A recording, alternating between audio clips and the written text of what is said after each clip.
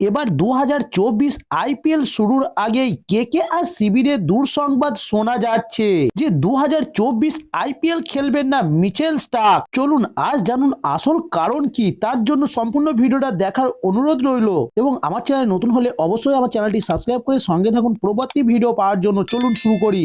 দুবাইয়ে অনুষ্ঠিত আইপিএল 2024 এর নিলামে মিচেল স্টার্ককে কলকাতা নাইট রাইডার্স 24,75,00,000 টাকায় রেকর্ড ভাঙা দরে দলে নেয় কলকাতা নাইট রাইডার্স। তবে অভিজ্ঞ এই ফাস্ট বোলারের উপর পুরোপুরি আস্থা রেখেছেন কলকাতা নাইট রাইডার্স, কারণ অস্ট্রেলিয়ার এই ফাস্ট বোলার নতুন বল এবং ডেড ওভার বোলিং এর দুই ক্ষেত্রেই সমান দক্ষতার সঙ্গে কাজ করতে পারেন। তবে এবার মিচেল স্টার্ককে সবাই যখন মাঠে দেখার জন্য উৎসাহিত, তখনই সোশ্যাল মিডিয়ায় এবার চাঞ্চল্যকর দাবি।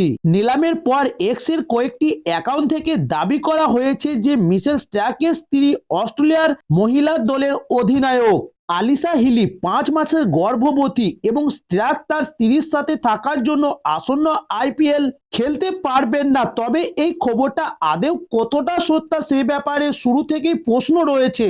তবে অনেকেই দাবি করেছেন এটি একটি ভিন্নহীন দাবি, এই দাবির পক্ষে কোনো যুক্তি নেই বলে মনে করছেন অনেকেই, কারণ আলিসা হিলি বর্তমানে আসন্ন সফরে অস্ট্রেলিয়ায় নেতৃত্ব দিচ্ছেন এবং ফেব্রুয়ারিতে ডাব্লিউপিএল দল ইউপি ওয়ারিয়র্সের নেতৃত্ব দিচ্ছেন।